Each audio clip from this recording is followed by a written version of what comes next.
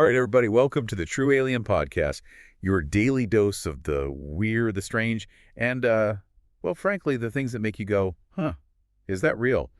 I'm Adrian Smith, and with me, as always, is our resident expert, Julia Jones. Hey, Adrian. Hey, everybody. Glad to be back with another really wild story. Yeah, this one, I gotta say, this one is one of the more unsettling ones we've come across. Oh, yeah. Oh, yeah, this is a real doozy. And, well, it's all about aliens abductions, the usual. But this one has a twist. Okay. I'm intrigued. Lay on me. So today's paranormal probe focuses on Dr. Anya Sharma, a neuroscientist who stumbled upon something really disturbing, I guess you can say, about memory manipulation. Memory manipulation. See, that's where it gets a little too close to home for me. Right. Makes you wonder if you can even trust your own brain. Exactly. Oh. And that's what we're going to try to unravel today, folks, so buckle up. We're basing this paranormal probe on Dr. Sharma's firsthand accounts and the reports she compiled. Okay, so we're going right to the source. Right to the source. We're going to dive into the chilling reality she uncovered and, really think about what it could mean for our own memories, our understanding of reality. You know what's interesting to me right off the bat is that we're dealing with a neuroscientist. Right. Someone who's, deeply entrenched in the scientific world, dealing with something as seemingly out there as memory manipulation. Absolutely. I mean, you'd think if anyone would be skeptical, it would be a neuroscientist, right? Exactly. But her story, well, it starts with her encountering these patients coming to her clinic. Okay. These weren't her regular patients, though. These were walk-ins. Walk-ins. Interesting. Walk-ins. And they all had this really strange collection of symptoms. Okay, like what? Okay, so think fragmented memories, like bits and pieces missing, right? And then these unexplained phobias things that they had no reason to be afraid of, but terrified.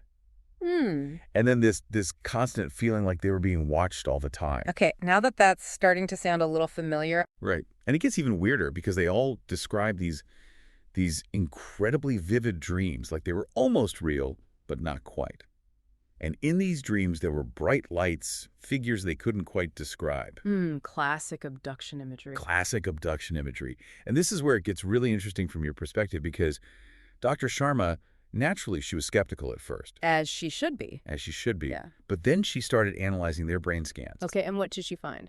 What she found was not normal at all. There were unusual neural patterns, particularly in the hippocampus. The hippocampus, the memory center. The memory center. And these patterns, they weren't like anything she'd seen before. It wasn't indicative of a known neurological disorder. It looked more like someone had gone in and edited things, Like someone had tampered with their memories. Tampered with their memories, exactly. Yeah. Fragments removed, others maybe replaced. Wow. It all pointed to a deliberate manipulation, not some kind of random brain glitch. Okay, so we have a neuroscientist with evidence of altered brain activity suggesting something is messing with people's memories. But how do we jump from there to aliens? I mean, there could be other explanations, right? Oh, absolutely. And Dr. Sharma, being a scientist, she considered every possibility. She ruled out all the known neurological and psychological conditions. But as she dug deeper, interviewing these walk-ins, she found another unsettling connection. They all lived in the same quiet suburban neighborhood. A cluster of cases all in the same area? That's statistically significant. And not only that, they all reported periods of missing time. Hours, days, just gone, poof. Missing time, a hallmark of abduction stories. Exactly. It was a localized phenomenon affecting a specific group of people.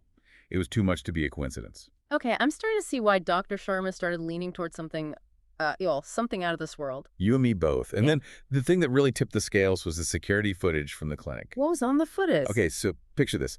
A faint shimmering figure appearing in the hallway, appearing and disappearing, almost like a ghost, right? A ghost? And it moved in this unnatural way, smooth and silent. And its eyes, they were glowing. Glowing eyes. Okay, that's definitely creepy. Creepy doesn't even begin to describe it. And for Dr. Sharma, this was the confirmation she needed. Confirmation of what? Confirmation that these weren't just some psychological phenomena or a government experiment gone wrong. This was extraterrestrial. Something not of this world was messing with these people's minds. Okay, that's a pretty big leap, but I can see how the evidence is starting to add up. And she didn't stop there. She went digging into reports in that neighborhood, anything unusual. Yeah. And she found reports of strange lights in the sky, unexplained animal mutilations. Okay, that's textbook UFO stuff. Textbook. And get this. Some residents even reported shared hallucinations. Shared hallucinations, that's even more unsettling than the individual cases. Right. It all pointed to something bigger than just a few isolated incidents. So what was Dr. Sharma's theory about what these aliens were doing? Well, she believed they were using some kind of advanced neural technology, way beyond anything we have. It wasn't just hypnosis. It was selective memory, erasure, and implantation. They could erase memories and plant new ones. And even manipulate emotions at a neurological level. That's terrifying. It is terrifying. And she thought they were doing it to study human consciousness. To learn how we think, how we feel. Exactly. To see how memories shape who we are and how we behave. Okay, so they're treating us like lab rats, essentially. In a way, yes. Mm-hmm. But there's another layer to this. It seems they were also erasing any memories of the encounters. A cleanup crew. A cleanup crew. The walk-ins were the ones who somehow slipped through the cracks. So their technology wasn't perfect. Not perfect, but still very effective. And Dr. Sharma had another theory, an even more disturbing one. What was that? She believed they were creating sleeper agents. Sleeper agents? You mean people who could be activated to do the aliens' bidding without knowing it? Exactly. By implanting commands or triggers within those altered memories. It's like a mind-controlled time bomb. Wow, this just keeps getting creepier and creepier. I know, right? So facing this, Dr. Sharma knew she had to do something. She couldn't just sit back and let this happen. She had to expose the truth. But how do you take on beings that can control your mind? Right. She knew she needed help, so she teamed up with a former intelligence agent named Marcus. Someone who knows how to operate in the shadows. Exactly. Marcus brought a whole new set of skills to the table. Covert operations, counterintelligence. So they had the brain and the brawn. You got it. They put their heads together and came up with a plan. What was the plan? First, they developed a device to detect the aliens' neural technology. They needed a way to identify who'd been manipulated. A memory manipulation detector. That's pretty ingenious. And then they went a step further. They developed a counter-technology to restore fragmented memories and neutralize the mind control. Wow. They were fighting fire with fire. Fighting fire with fire. And they started putting their plan into action. They went into that neighborhood, used their device to find the walk-ins, and started helping them. Helping them how? Restoring their memories, undoing the mind control, trying to piece their lives back together. It must have been incredibly difficult work. It was. And all the while, they were gathering evidence. The walk-ins accounts, anything that pointed to the aliens' presence and their technology. Trying to build a case. Building a case. Mm-hmm. But it wasn't easy. The aliens caught wind of what they were doing. Uh-oh. Uh-oh is right. They retaliated. How? They used their mind control on some of the walk-ins, turned them against Anya and her team. Oh, no. So they were fighting their own allies? It was chaos. They didn't know who to trust. And they even tried to erase Anya's memories. But she was too smart for that, right? She was. She had prepared for that possibility. She knew how to protect her own mind. Talk about knowing your enemy. But the fight wasn't over. It all came to a head in this abandoned research facility. Sounds ominous. It was. This is where the aliens were doing their most advanced experiments.